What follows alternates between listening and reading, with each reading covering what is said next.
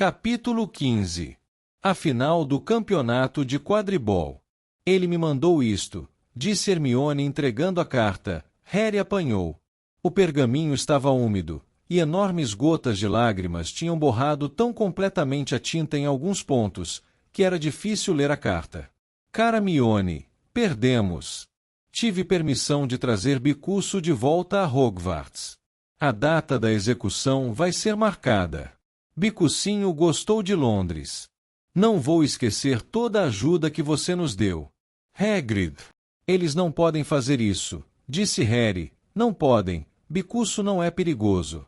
O pai de Malfoy deve ter intimidado a comissão para ela fazer isso, disse Hermione, enxugando as lágrimas. Vocês sabem como ele é. Os outros são um bando de velhos caducos e bobos e ficaram com medo. Mas vai haver recurso, sempre há. Só que não consigo ver nenhuma esperança, nada vai mudar até lá. Vai sim, disse Rony com ferocidade. Você não vai ter que fazer o trabalho todo sozinha desta vez, Hermione. Eu vou ajudar. Rony. Hermione atirou os braços ao pescoço de Rony e desabou completamente. Rony, com cara de terror, acariciou muito sem jeito o topo da cabeça da garota. Finalmente, ela se afastou. Rony, eu realmente sinto muito, muito mesmo, pelo Perebas, soluçou ela. Bem, ele estava velho, disse Rony, parecendo muitíssimo aliviado por Hermione o ter soltado. E estava ficando meio inútil. Nunca se sabe, talvez mamãe e papai me comprem uma coruja agora. As medidas de segurança impostas aos alunos desde a segunda invasão de Black impediram que Harry, Rony e Hermione fossem visitar Hagrid à noite. A única oportunidade que tinham de falar com ele era durante a aula de trato das criaturas mágicas. Ele parecia ter ficado aparvalhado com o veredito da comissão. É tudo minha culpa, me atrapalhei para falar. Eles estavam sentados lá, vestidos de preto, e eu não parava de deixar cair as minhas anotações e esquecer as datas que você viu para mim, Hermione. Depois Lúcio Malfoy ficou em pé e falou, e a comissão fez exatamente o que ele mandou. Ainda tem recurso, disse Rony ferozmente. Não desista ainda, estamos trabalhando nisso. Os quatro regressavam ao castelo com o restante da classe. À frente, viam Malfoy, que caminhava com Crabbe e Goyle e não parava de olhar para trás, rindo com ar de deboche. Não adianta, Rony, disse Hagrid muito triste, quando chegavam à entrada do castelo. Aquela comissão faz o que Lúcio Malfoy manda. Eu só vou tomar providências para que os últimos dias do Bicucinho sejam os mais felizes que teve na vida. Devo isso a ele. Hagrid deu meia volta e saiu correndo em direção à sua cabana, o rosto escondido no lenço. Olhem só, ele chorando feito um bebezão. Malfoy, Crabbe e Goyle tinham parado às portas do castelo escutando. Vocês já viram uma coisa mais patética? Perguntou Malfoy. E dizem que ele é nosso professor. Harry e Rony se voltaram com violência para Malfoy, mas Hermione chegou primeiro. Ela deu um tapa na cara de Malfoy com toda a força que conseguiu reunir. Malfoy cambaleou. Harry, Rony, Crabbe e Goyle ficaram parados, estupefatos, enquanto Hermione tornava a levantar a mão. Não se atreva a chamar Hagrid de patético, seu sujo, seu perverso. Hermione! Exclamou Rony com a voz fraca, e tentou segurar a mão da garota ao vê-la tomar novo impulso. Sai, Rony! Hermione puxou a varinha. Malfoy recuou. Crabbe e Goyle olharam para ele pedindo instruções, inteiramente abobados. Vamos, murmurou Malfoy, e num instante, os três tinham desaparecido no corredor que levava às masmorras. Hermione! Tornou a exclamar Rony, parecendo ao mesmo tempo espantado e impressionado. Harry, acho bom você dar uma surra nele na final de quadribol. Disse a garota com a voz esganiçada. Acho bom, porque não vou suportar ver Sonserina vencer. Está na hora da aula de feitiços, disse Rony, ainda olhando para Hermione. É melhor a gente ir andando. E os três subiram correndo a escadaria de mármore para chegar à classe do professor Flitwick. Vocês estão atrasados, garotos. disse o professor, em tom de censura, quando Harry abriu a porta da sala. Vamos, depressa, tirem as varinhas. Hoje estamos fazendo experiências com os feitiços para animar. Já dividimos os pares. Harry e Rony correram para as carteiras ao fundo e abriram as mochilas. Rony olhou para trás. Aonde é que foi Hermione? Harry também a procurou.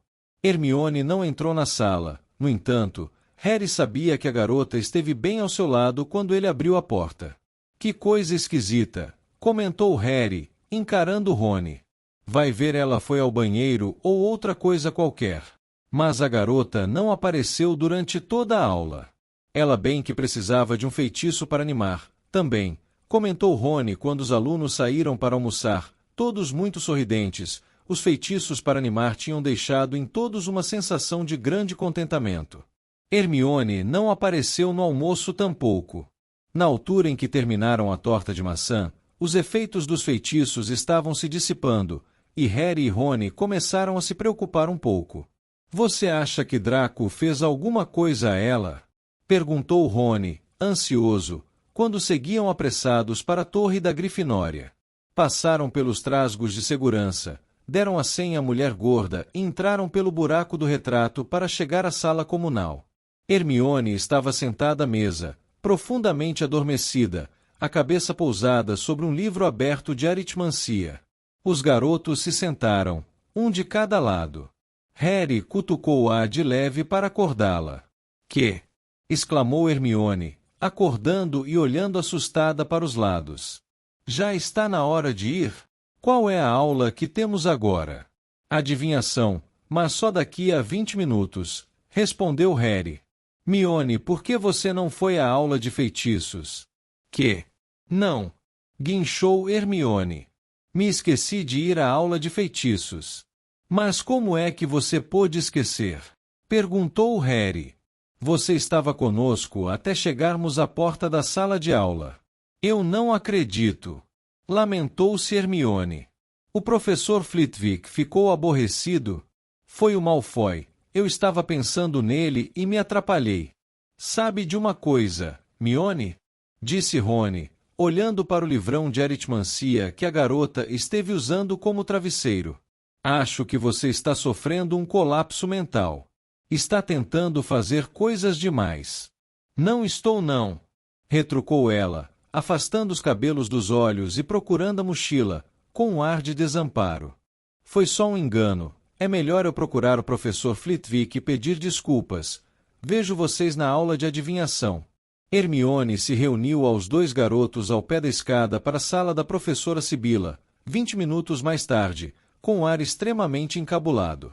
Não posso acreditar que perdi os feitiços para animar.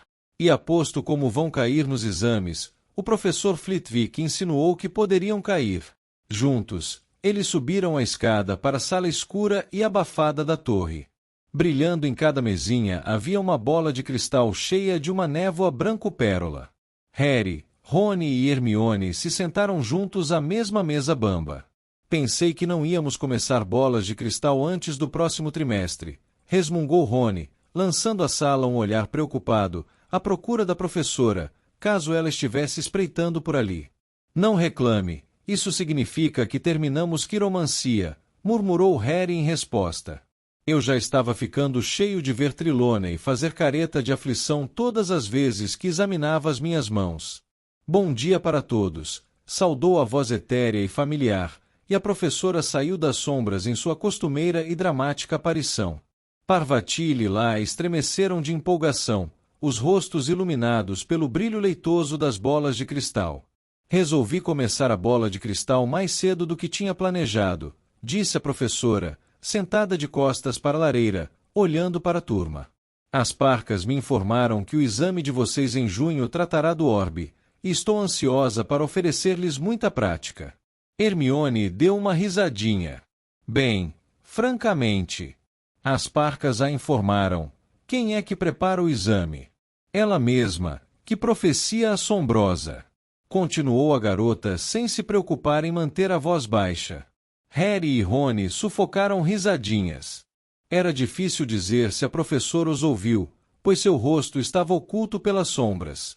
Ela, no entanto, continuou como se não tivesse ouvido. A vidência com a bola de cristal é uma arte particularmente requintada, disse em tom sonhador. Por isso não espero que vocês vejam alguma coisa, ao procurarem examinar pela primeira vez as profundezas infinitas do orbe. Vamos começar praticando o relaxamento da mente consciente e da visão exterior. Rony começou a soltar risadinhas irrefriáveis e precisou meter o punho na boca para abafar o som. Para vocês poderem limpar a visão interior e a supraconsciência. Talvez, se tivermos sorte, alguns de vocês consigam ver alguma coisa antes do fim da aula.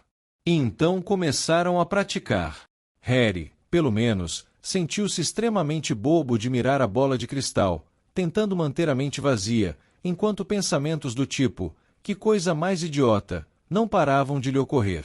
Rony não ajudava nada com seus acessos de riso silencioso, nem Hermione com seus muxoxos. Viram alguma coisa? Perguntou Harry aos dois, depois de manter os olhos fixos na bola uns 15 minutos. Já, tem uma queimadura no tampo dessa mesa, disse Rony apontando. Alguém derrubou uma vela. Isto é uma baita perda de tempo, sibilou Hermione. Eu podia estar praticando alguma coisa útil. Podia estar recuperando a matéria de feitiços para animar. A professora Sibila passou farfalhando. Alguém gostaria que eu ajudasse a interpretar os portentos obscuros que aparecem em seu orbe? Murmurou sobrepondo a voz ao tilintar dos seus badulaques. Eu não preciso de ajuda, sussurrou Rony. É óbvio o que isto significa. Vai haver um nevoeiro daqueles hoje à noite. Harry e Hermione explodiram em risadas. Ora, francamente, exclamou a professora Trelawney quando todas as cabeças dos alunos se viraram em sua direção. Parvati e Lila fizeram caras escandalizadas. Vocês estão perturbando as vibrações da vidente. A professora se aproximou da mesa dos garotos e espiou as bolas de cristal dos três. Harry sentiu um grande desânimo. Tinha certeza de que sabia o que viria a seguir. Vejo algo aqui. Sussurrou a professora, aproximando o rosto da bola, de modo que esta se refletiu 2 vezes em seus enormes óculos. Alguma coisa que se move. Mas o que é isso? Harry estava preparado para apostar tudo o que tinha, inclusive a Firebolt, que, seja o que fosse, não seria uma boa notícia.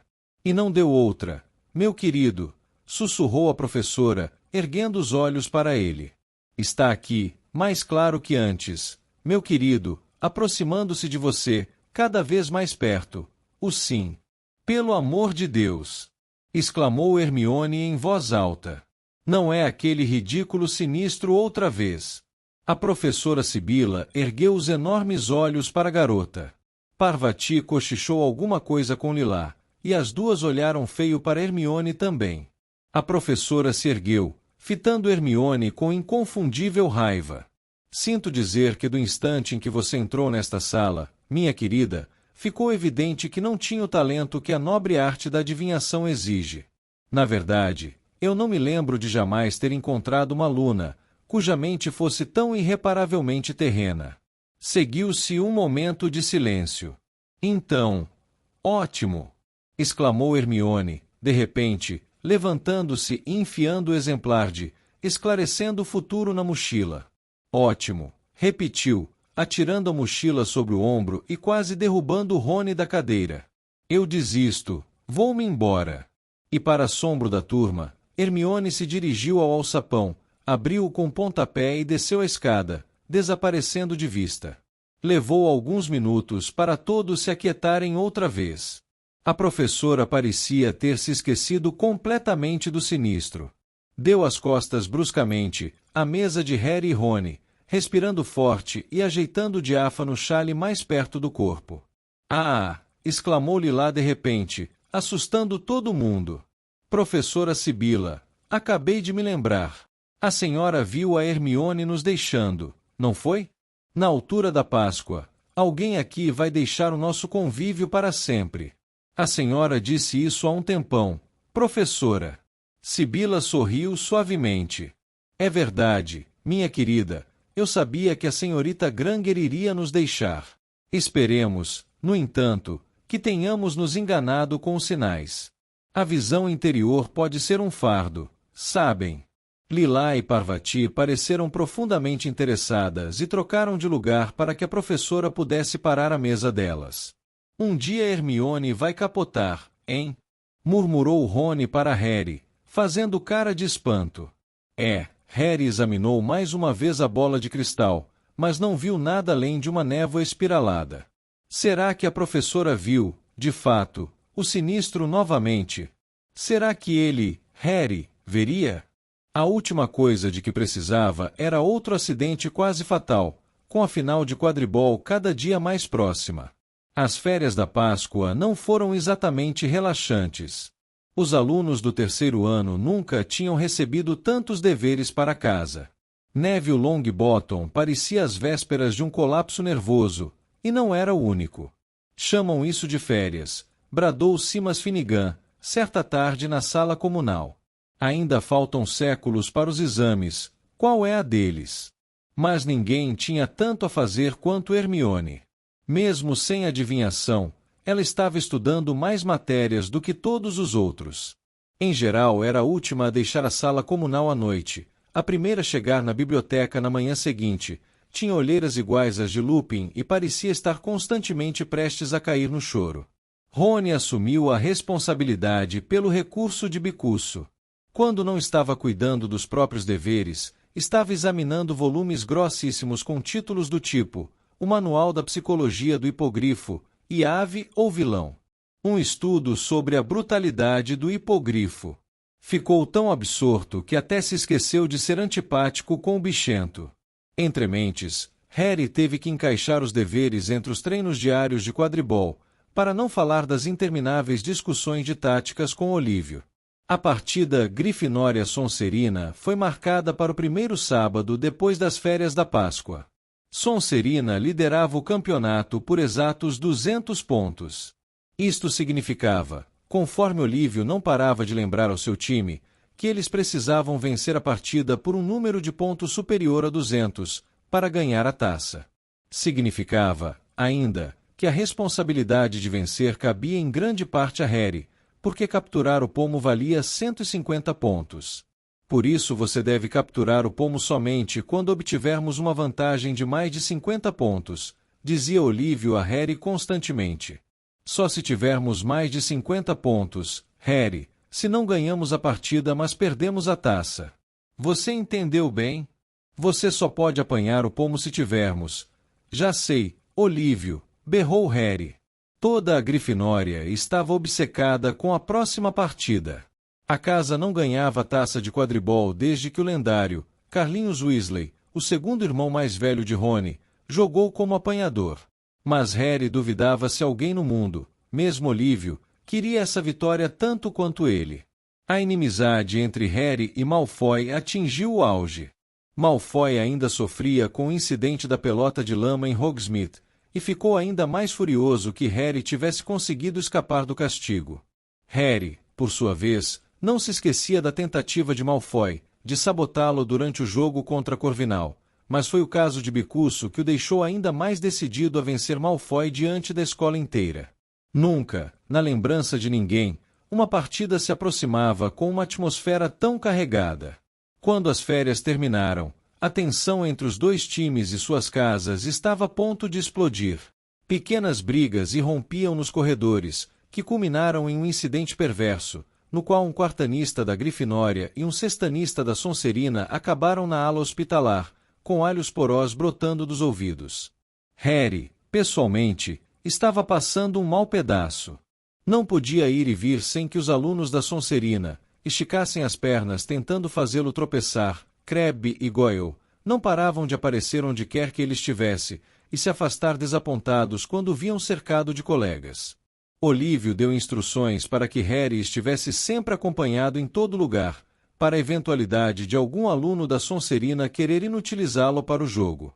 Toda a Grifinória assumiu o desafio com entusiasmo, tornando impossível Harry chegar às aulas na hora certa, porque andava rodeado por uma aglomeração de colegas barulhentos.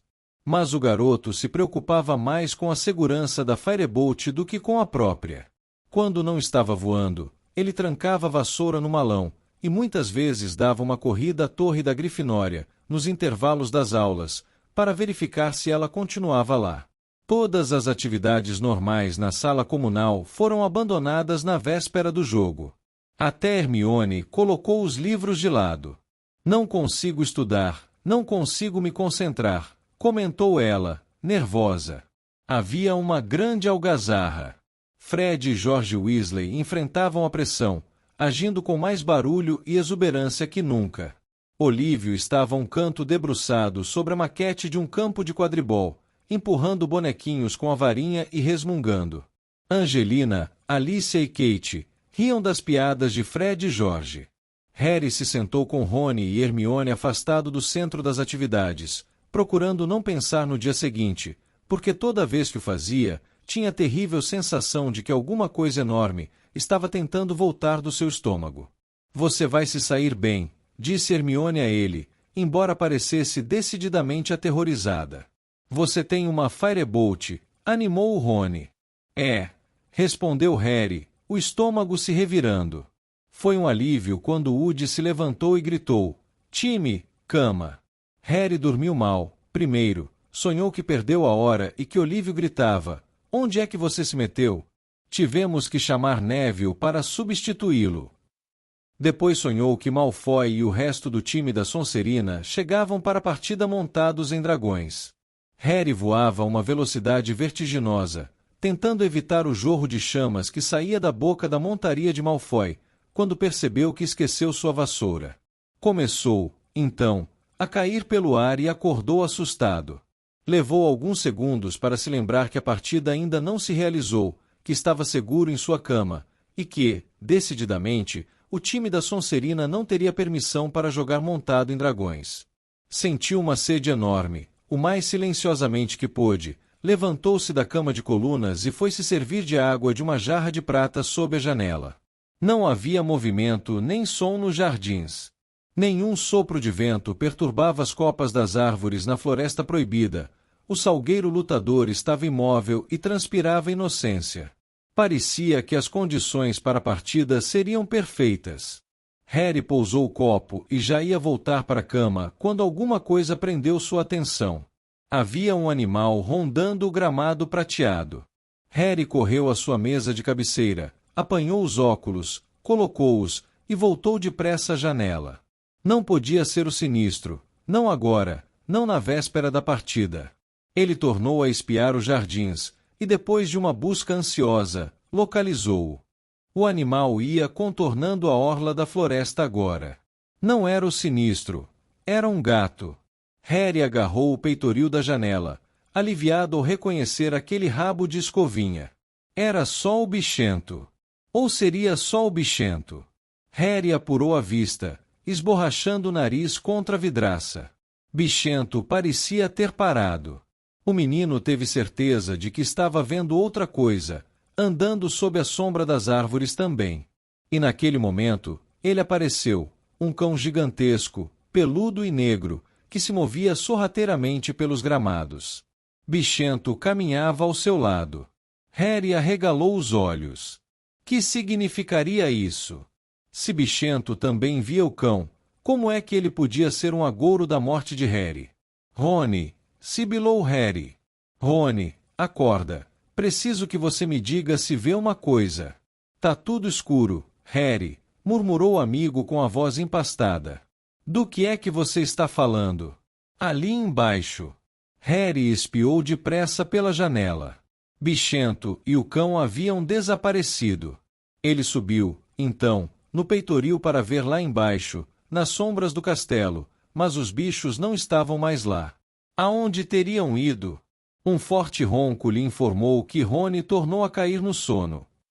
Harry e o resto do time da Grifinória entraram no salão principal, no dia seguinte, sob uma tempestade de aplausos. O garoto não pôde deixar de dar um grande sorriso quando viu que as mesas da Corvinal e Lufa-Lufa os aplaudiam também. A mesa da Sonserina vaiou alto quando eles passaram. Harry reparou que Malfoy parecia mais pálido do que de costume. Olívio passou o café da manhã inteiro, insistindo para que o time comece, contudo, sem se servir de nada. Depois apressou-os a se dirigirem ao campo antes que os outros tivessem terminado, para terem uma ideia das condições de jogo. Quando saíram do salão principal, receberam novos aplausos. "Boa sorte, Harry!" gritou Cho. Harry sentiu o rosto corar. "Ok, não tem vento, o sol está meio forte, o que pode prejudicar a visão. Tomem cuidado, o chão está bem firme. Bom, isso vai nos dar um bom impulso inicial." Olívio andou pelo campo examinando tudo, com o time atrás. Finalmente, eles viram as portas do castelo se abrirem ao longe e o restante da escola se espalhar pelos gramados. "Vestiário", disse Olívio tenso. Ninguém falou enquanto se despiam e vestiam os uniformes vermelhos. Harry ficou imaginando se todos estariam se sentindo como ele, como se tivesse comido alguma coisa que se mexia demais dentro da barriga. Não parecia ter transcorrido mais que um segundo quando ele ouviu Olívio dizer: "Ok, pessoal, vamos." O time entrou em campo sob uma onda gigantesca de aplausos. 3/4 da torcida usavam rosetas vermelhas, agitavam bandeiras vermelhas com o leão da Grifinória ou faixas com palavras de ordem: "Pra frente Grifinória", e "A Copa é dos Leões." Atrás das balizas da Sonserina, porém, 200 torcedores se cobriam de verde, a serpente prateada da casa refugia em suas bandeiras, e o professor Snape estava sentado na primeira fila, vestindo verde como os demais, exibindo um sorriso muito sinistro. "E aí vem o time da Grifinória", bradou Lino Jordan, que como sempre, fazia a irradiação. Potter, Bell, Johnson, Spinner, Weasley e Woody. Considerado por todos o melhor time que Hogwarts já viu em muitos anos, os comentários de Lino foram abafados por uma onda de vaias da torcida da Sonserina. "E aí vem o time da Sonserina, liderado pelo Capitão Flint. Ele fez algumas alterações no esquema tático e parece ter preferido o peso à qualidade." Mais vaias da torcida da Sonserina. Harry, porém, achou que Lino tinha razão. Malfoy era, sem discussão, o menor jogador do time, todos os outros eram enormes. "Capitães, apertem-se as mãos", disse Madame Roche. Flint e Woody se aproximaram e se apertaram as mãos com força. Davam a impressão de que estavam querendo quebrar os dedos um do outro. "Montem nas vassouras", disse Madame Roche. 3, 2, 1. O som do seu apito se perdeu no estrondo das torcidas, na hora em que as 14 vassouras levantaram voo. Harry sentiu os cabelos voarem para longe da testa. Seu nervosismo o abandonou na empolgação do voo. Olhou para os lados e viu Malfoy na sua esteira e aumentou a velocidade para ir à procura do pomo. E Grifinória com a posse da bola. Alicia Spinner da Grifinória com a Goles, voando direto para as balizas da Sonserina, em boa forma, Alicia. Não, a Goles foi interceptada por Warrington. Warrington da Sonserina partindo em velocidade pelo campo. Uma boa rebatida de um balaço por George Weasley. Warrington deixa cair a Goles, que é apanhada por Johnson. Grifinória com a posse da bola outra vez. Aí Angelina. Bom desvio de Montague. Se abaixa Angelina. Aí vem um balaço. Ela marca 10-0 para a Grifinória. Angelina deu um soco no ar ao sobrevoar o extremo do campo. O mar vermelho nas arquibancadas berrou de felicidade. Angelina quase foi derrubada da vassoura por Marcus Flint ao colidir em cheio com ela. "Desculpe", disse Flint enquanto os torcedores lá embaixo vaiavam. "Desculpe, eu não vi a jogadora."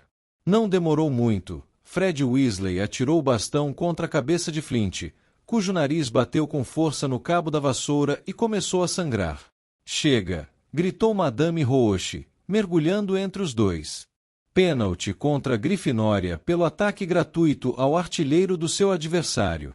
Pênalti contra a Sonserina por prejuízo intencional ao artilheiro do seu adversário. "Nem vem!" berrou Fred, mas Madame Roche apitou e Alicia se adiantou para cobrar o pênalti. "Alicia!" gritou Lino no silêncio que se abatera sobre as arquibancadas. "Sim, senhores, ela furou o goleiro, 20-0 para a Grifinória." Harry deu uma guinada na Firebolt para ver Flint, ainda sangrando a beça, voar para cobrar o pênalti contra a Grifinória. Olívio sobrevoava as balizas da Grifinória, os maxilares contraídos. É claro que Woody é um esplêndido goleiro, comentou Lino Jordan para os ouvintes enquanto Flint aguardava o apito de Madame Roche. Esplêndido, difícil de vazar, muito difícil mesmo. Sim, senhores, eu não acredito, ele agarrou a bola. Aliviado, Harry se afastou velozmente, espiando para todos os lados à procura do pomo, mas sem perder nenhuma palavra dos comentários de Lino. Era fundamental para ele manter Malfoy afastado do pomo, até Grifinória atingir 50 pontos de vantagem. Grifinória com a posse, não. Sonserina com a posse, não. Grifinória retoma a posse e é Kate Bell da Grifinória com a Goles, a jogadora corta o campo, foi intencional. Montag, um artilheiro da Sonserina, cortou a frente de Kate e em vez de agarrar a Goles, agarrou a cabeça da jogadora. Kate deu uma cambalhota no ar, conseguiu continuar montada, mas deixou cair a Goles. O apito de Madame Roche soou mais uma vez, ao sobrevoar Montag e começar a gritar com ele. 1 minuto depois, Kate tinha marcado mais um pênalti contra a defesa da Sonserina. 30-0, toma, seu sujo, seu covarde. Jordan, se você não consegue irradiar imparcialmente, estou irradiando o que acontece, professora. Harry sentiu um grande tremor de empolgação. Acabou de ver o pomo, refugia ao pé de uma das balizas da Grifinória, mas ele não devia apanhá-lo por hora, e se Malfoy o visse. Fingindo uma expressão de súbita concentração, Harry deu meia volta na Firebolt e correu em direção ao campo da Sonserina. A manobra funcionou. Malfoy saiu a toda velocidade atrás dele, pensando evidentemente que Harry viu o pomo lá.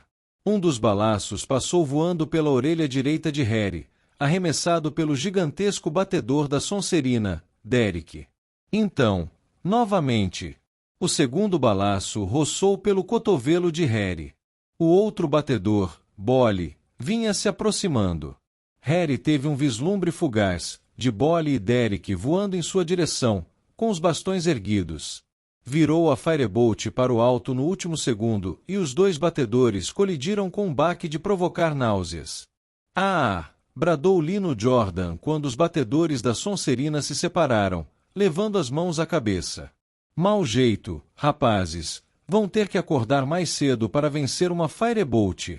E Grifinória fica com a posse da bola mais uma vez, quando Johnson toma Goles, Flint emparelhado com ela, mete o dedo no olho dele, Angelina. Foi só uma brincadeira, professora, só uma brincadeira. Não, Flint toma a bola, Flint voa para as balizas da Grifinória, agora é com você Woody, agarra. Mas Flint marcou, houve uma erupção de vivas do lado da Sonserina, e Lino xingou tanto, que a professora Minerva tentou arrancar o megafone mágico das mãos dele. Desculpe, professora, desculpe, não vai acontecer de novo. Então, Grifinória está à frente, 30-10, e Grifinória tem a posse. O jogo estava deteriorando no mais sujo de que Harry já participou. Enraivecidos porque Grifinória tomou a dianteira desde o início, os adversários estavam rapidamente recorrendo a todos os meios para roubar a Goles. Bolly atingiu Alicia com o bastão e tentou alegar que pensou que era um balaço. George Weasley foi à forra dando uma cotovelada na cara de Bolly. Madame Roche puniu os dois times, e Woody fez mais uma defesa espetacular, elevando o placar para 40-10 para a Grifinória. O pomo tornou a desaparecer. Malfoy continuou a acompanhar Harry de perto, quando o garoto sobrevoou o campo, procurando agora o pomo, quando Grifinória estiver 50 pontos à frente. Kate marcou 50-10. Fred e George Weasley mergulharam cercando a garota, os bastões erguidos, caso os jogadores da Sonserina pensassem em se vingar. Bolly e Derek aproveitaram a ausência de Fred e George para arremessar os dois balaços em Woody. Eles o atingiram no estômago, um após o outro, e o goleiro virou de cabeça para baixo no ar, agarrando-se à vassoura, completamente sem ar. Madame Roche ficou fora de si. Não se ataca o goleiro a não ser que a Goles esteja na área do gol. Gritou ela para Bolly e Derek. Pênalti a favor da Grifinória. E Angelina marcou. 60-10. Instantes depois, Fred Weasley arremessou um balaço contra Warrington, derrubando a goles de suas mãos. Alice apanhou a bola e enterrou no gol da Sonserina. 70-10. A torcida da Grifinória lá embaixo estava rouca de tanto gritar. A casa passou 60 pontos à frente e se Harry apanhasse o pomo naquele momento, a taça seria dela. O garoto chegava quase a sentir as centenas de olhos acompanhando-o enquanto sobrevoava o campo, muito acima das equipes, com Malfoy correndo atrás dele. Então Harry o viu. O pomo estava brilhando 6 metros acima dele. O garoto imprimiu maior velocidade à vassoura, o vento rugiu em seus ouvidos, ele estendeu a mão, mas, de repente, a Firebolt começou a desacelerar. Horrorizado, ele olhou para os lados. Malfoy se atirou para frente, agarrou a cauda da Firebolt e procurava atrasá-la. Harry se enfureceu o suficiente para bater em Malfoy, mas não conseguiu alcançá-lo. Malfoy ofegava com o esforço de segurar a Firebolt, porém seus olhos brilhavam de malícia. Conseguiu o seu intento. O pomo tornou a desaparecer. Pênalti. Pênalti a favor da Grifinória. Nunca vi uma tática igual. Madame Roche guinchava, enquanto velozmente se dirigia até o ponto em que Malfoy deslizava de volta a sua Nimbus 2001. Seu safado nojento, urrava Lino Jordan no megafone, saltando fora do alcance da professora Minerva. Seu safado nojento, filho. A professora nem se deu o trabalho de ralhar com Lino. Na verdade, ela sacudia o dedo na direção de Malfoy, seu chapéu caiu da cabeça, e ela também berrava furiosamente. Alicia cobrou o pênalti para a Grifinória, mas estava tão zangada que errou por mais de meio metro. O time da Grifinória começou a perder a concentração e os jogadores da Sonserina, encantados com a falta de Malfoy em cima de Harry, se sentiam estimulados a tentar voos mais altos. Sonserina com a posse. Sonserina corre para o gol. Montague marca. Gemeu Lino. 70-20 para a Grifinória. Harry agora estava marcando Malfoy tão de perto que os joelhos dos dois se batiam o tempo todo. Harry não ia deixar Malfoy sequer se aproximar do pomo. Sai da frente, Potter! Gritou Malfoy frustrado, ao tentar se virar e deparar com Harry no bloqueio. Angelina Johnson pega goles para a Grifinória. Aí Angelina, vai, vai! Harry olhou para os lados. Todos os jogadores da Sonserina, à exceção de Malfoy, estavam correndo pelo campo em direção a Angelina, inclusive o goleiro do time. Todos iam bloqueá-la. Harry deu meia volta na Firebolt, curvou-se até deitar o corpo sobre seu cabo, e impeliu-a para frente. Como uma bala, ele se precipitou em alta velocidade contra os jogadores da Sonserina. Os jogadores se dispersaram quando viram a Firebolt vindo. O caminho de Angelina ficou desimpedido. Ela marcou. Grifinória lidera por 80-20. Harry, que quase mergulhou de cabeça nas arquibancadas, parou derrapando no ar, inverteu a direção da vassoura e voltou a toda para o meio do campo. E então ele viu uma coisa que fez o seu coração parar. Malfoy estava mergulhando, uma expressão de triunfo no rosto. Lá, a menos de 1 metro acima do gramado, lá embaixo, havia um minúsculo reflexo dourado. Harry apontou a Firebolt para baixo, mas Malfoy estava quilômetros à sua frente. Vai, vai, Harry dizia à vassoura. A distância que o separava de Malfoy foi diminuindo. Harry deitou-se no cabo da vassoura quando viu Bolly arremessar um balaço contra ele. Já encostou nos calcanhares de Malfoy, emparelhou. Harry se atirou à frente, tirou as mãos da vassoura. Afastou o braço de Malfoy do caminho com um empurrão e... pegou. Tirou então a vassoura do mergulho, a mão no ar, e o estádio explodiu. Harry sobrevoou as arquibancadas, um zumbido estranho nos ouvidos. A bolinha de ouro estava bem segura em sua mão, batendo inutilmente as asinhas contra seus dedos. No momento seguinte, Woody veio voando ao seu encontro, quase cego pelas lágrimas, agarrou Harry pelo pescoço e soluçou sem se conter no ombro do garoto. Harry sentiu 2 grandes trancos, quando Fred e George colidiram com eles, depois as vozes de Alicia e Kate. Ganhamos a taça. Ganhamos a taça! Embolados num abraço de muitos braços, o time da Grifinória foi descendo, berrando roucamente, de volta ao chão. Onda sobre onda de torcedores vermelhos saltou as barreiras do campo. Choveram mãos nas costas dos jogadores. Harry teve uma impressão confusa de ruído e corpos que o empurravam. Então ele e o resto do time foram erguidos nos ombros dos torcedores. Empurrado para a luz, ele viu Hagrid, emplastrado de rosetas vermelhas. Você os derrotou, Harry, você os derrotou. Espere até eu contar a bicuço. Lá estava Percy, pulando que nem maluco, toda a dignidade esquecida. A professora Minerva soluçava mais até que Woody, enxugando os olhos com uma enorme bandeira da Grifinória, e lá, lutando para chegar a Harry, vinham Rony e Hermione, faltaram palavras aos amigos. Simplesmente sorriram radiantes ao ver Harry ser carregado para a arquibancada, onde Dumbledore aguardava de pé com a enorme taça de quadribol. Se ao menos tivesse havido um dementador por ali. Quando um Woody, soluçante, passou a taça a Harry e este a ergueu no ar, o garoto sentiu que seria capaz de produzir o melhor patrono do mundo.